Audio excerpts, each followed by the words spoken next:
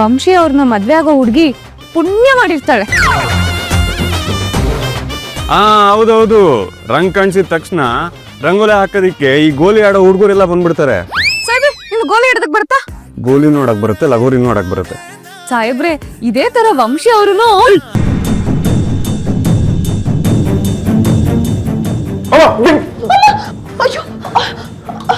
Vamshi